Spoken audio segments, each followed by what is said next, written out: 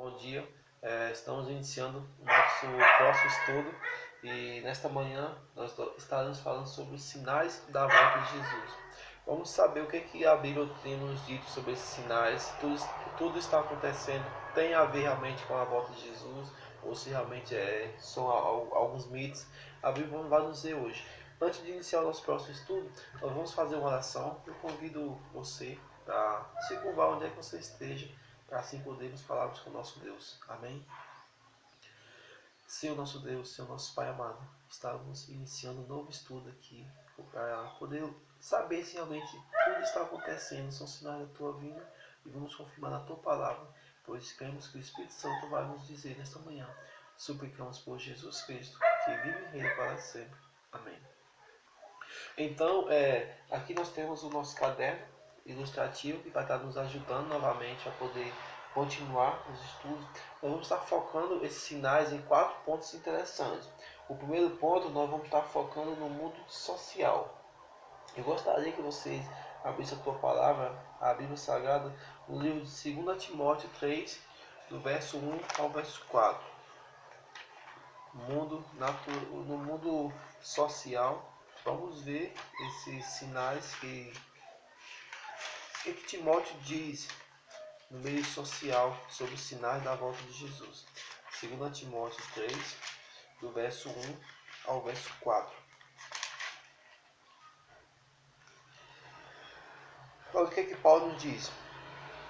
Sabe, porém, isto, nos últimos dias sobrevirão tempos difíceis, pois os homens serão egoístas, avarentos, jactanciosos, arrogantes, blasfemadores, desobedientes aos pais, ingratos, irreverentes, desafeiçoados, implacáveis, caluniadores, sem domínio de si, cruéis, inimigos do bem, traidores, atrevidos, enfatuados, mais amigos prazeres do que amigos de Deus. Amigos, interessante que essa parte aqui focando os sinais da volta de Jesus no meio social, Paulo vem citando a característica do homem nos últimos dias. Para aproveitar essa pandemia que está acontecendo no mundo, eu estava vendo alguns vídeos, alguma coisa relacionada a essa situação, e a gente viu o Procon recebendo denúncia de muitos farmacêuticos, muitos comerciantes vendendo os seus produtos como álcool gel ou a própria máscara com preços absurdos, ou seja, mais de 100% de lucro. Eles compram um produto um preço bem abaixo e vende um preço absurdo, explorando das pessoas. Numa situação dessa, ao invés de estar ajudando para a sociedade, colaborando com a sociedade, acaba explorando das pessoas. E o pior de tudo, que ele nem se importa com o sofrimento das outras pessoas. Então a gente vê que isso aqui é um sinal das pessoas serem egoístas, pessoas arrogantes, pessoas que não pensavam nas outras pessoas, somente nelas mesmas, somente no seu bem próprio. Então a gente vê que realmente as pessoas, de acordo com 2 Timóteo 3, Paulo vem citando que as pessoas não seriam pessoas agradáveis, seriam pessoas realmente egoístas, pessoas que só pensavam nelas. No meio natural, vamos ver mais algum outro sinal? O segundo ponto é no meio natural. Vamos ver em Mateus 24,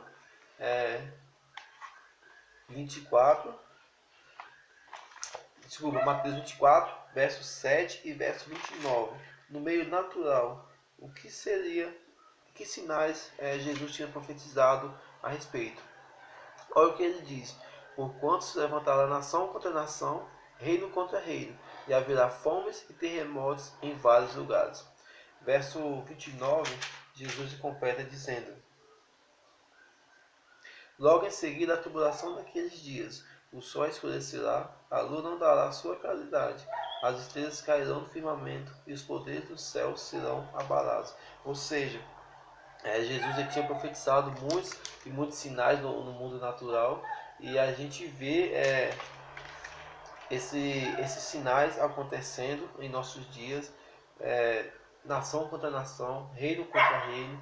São situações de países entrando em guerras. A gente temos a última o último fato, o Israel entrando em guerra, esse confronto com os Estados Unidos, e assim muitos e muitos outros. Se a gente for para colocar no bico da caneta, muitos sinais desses têm acontecido nos nossos dias, muitos sinais desses a gente vê na internet, a gente vê na televisão, sinais acontecendo a todo tempo. Mas o interessante é que esse coronavírus, vamos falar um pouquinho também em relação a essas pandemias, ele aconteceu nos nossos dias, nós mudamos a nossa realidade, ou seja, precisamos adaptar a nossa realidade para poder estar livre da infecção, desses sinais, para estar livre dessas infecções. Vamos ver no meio religioso um outro ponto em que eu gostaria de estar citando alguns sinais que Jesus tinha profetizado também, exatamente no livro de Mateus 24, no capítulo 24, Jesus nos diz o seguinte: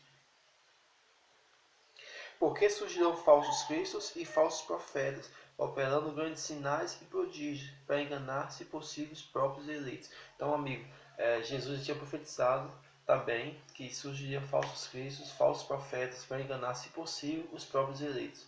Então, assim, operando sinais e prodígios. Como assim enganando? Se operando milagres. Nós vamos ver Mateus 7, do verso 21 ao verso 23, para abrir nossa mente um pouco mais sobre esse ponto que Jesus tinha citado relacionado aos sinais, aos enganos. 7, do 21 ao 23. Olha o que diz: nem todo que me diz Senhor, Senhor, entrará no reino dos céus, mas aquele que faz a vontade de meu Pai que está nos céus.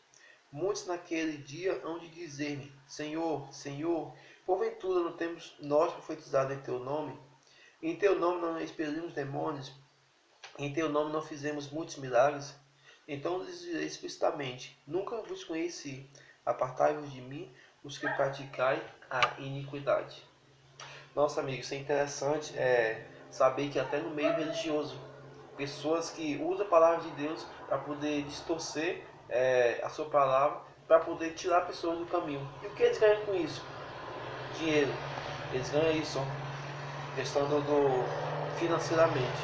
A gente vê interessante que ainda dessa pandemia que está acontecendo, quantos e quantos líderes têm chamado multidões de fiéis para poder cultuar nessa situação. Será que realmente estão preocupados mesmo com a situação do país ou do mundo?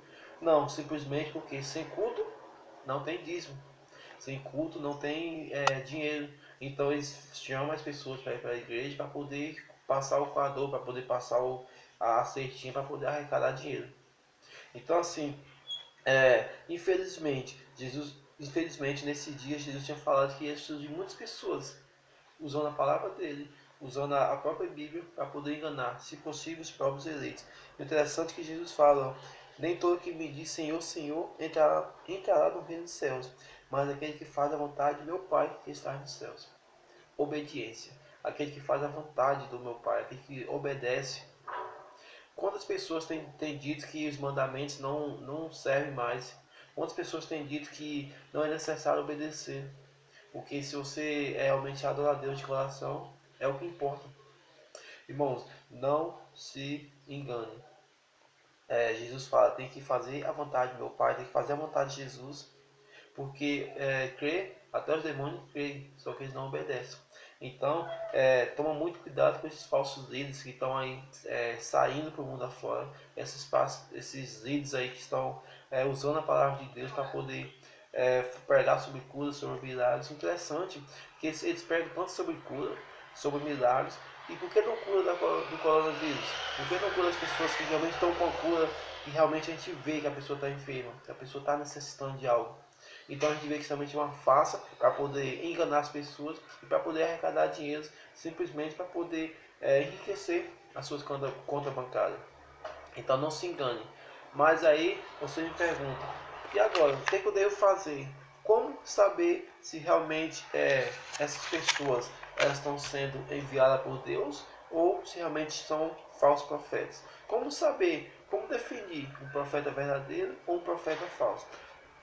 Nós vamos estar agora passando para um outro ponto interessante que irá dizer sobre um outro ponto em relação aos sinais da vinda de Jesus. Mateus 24:14 fala de um ponto interessante.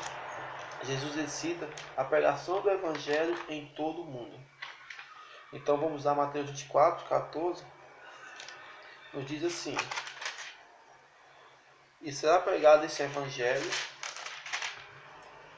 do reino por todo o mundo para testemunha em todas as nações. Então virá o fim. Então, amigos, o Evangelho do reino. Que Evangelho do reino? O Evangelho do reino eterno. O Evangelho que fala de juízo. O Evangelho que fala sobre a volta de Jesus. O Evangelho que fala sobre o acerto de contas final. O Evangelho que fala sobre os salvos irão para o céu e os perdidos irão ser condenados. Então, assim, se tem um outro Evangelho que está sendo pregado, Paulo ele comenta sobre esse outro Evangelho. Lá em Gálatas 1:6, nós vamos ver sobre esse outro Evangelho, para a gente poder estar colocando na balança e saber realmente quem está falando a verdade, quem está falando de acordo com a palavra de Deus. Vamos saber sobre esse outro Evangelho que Paulo tem nos alertado. Gálatas 1:6, aí vai nos dizer realmente, definir sobre esses dois Evangelhos que estão sendo pregados, o Evangelho eterno, Mateus 24:14, e Apocalipse 14:6 e 7, mas também tem um outro Evangelho, que está lá em Gálatas 1:6, só encontrar aqui, e aí a gente já continua o nosso raciocínio. Gálatas 1:6, só um momento, pronto, vamos lá.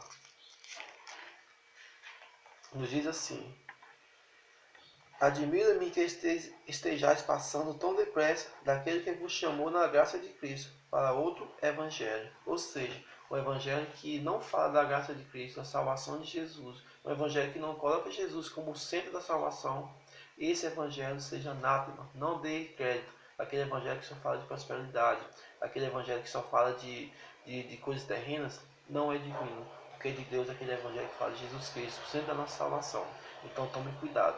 Aí a pergunta é, mas o que eu devo fazer para me saber se realmente esse evangelho é de Deus ou se não é? Vamos para 1 João 4:1.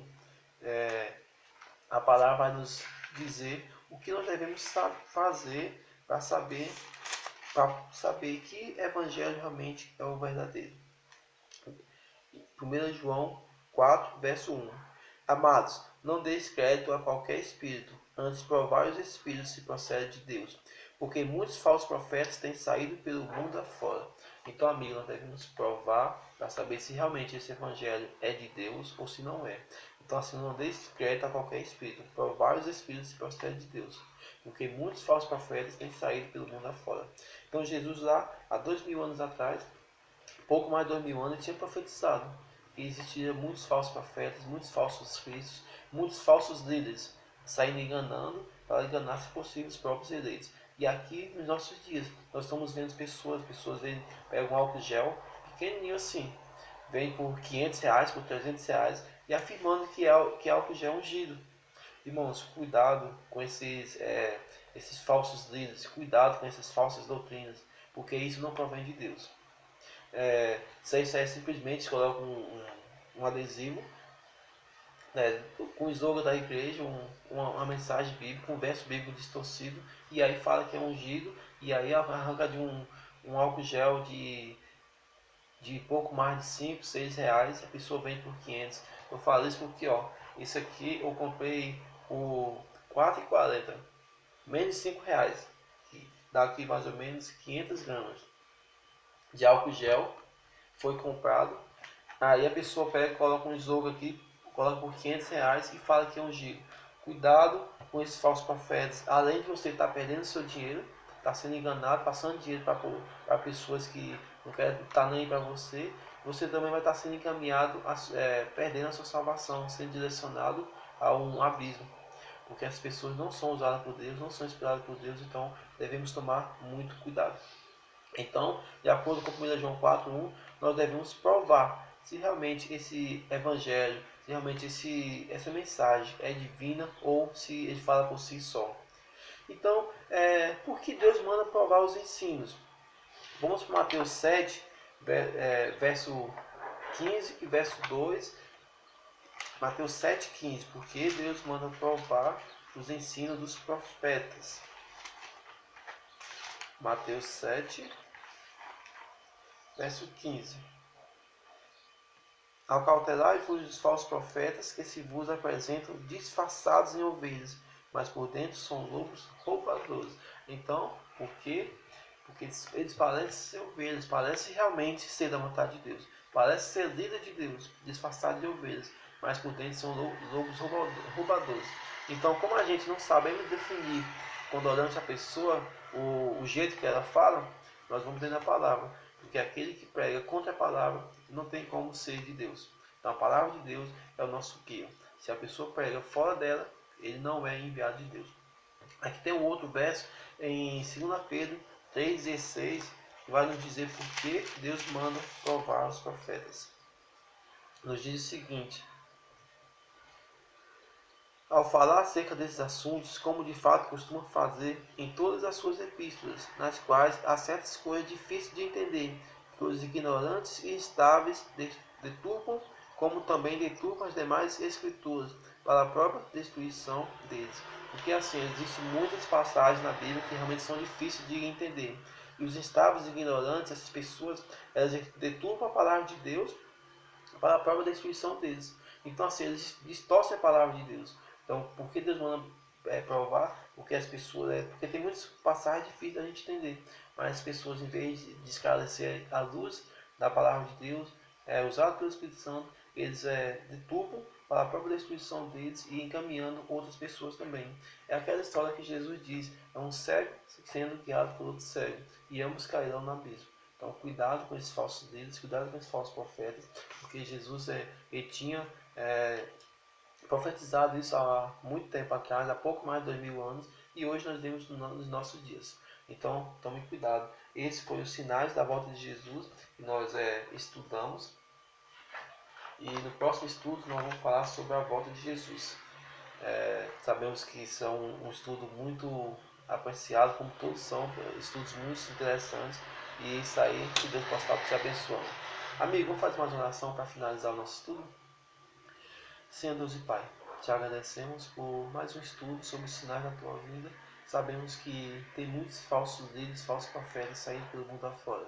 Mas quero pedir que o Senhor esteja levando essa mensagem às pessoas que realmente são sinceras, que realmente querem entender a tua palavra. Suplicamos por Jesus Cristo, que vive e reina para sempre. Amém.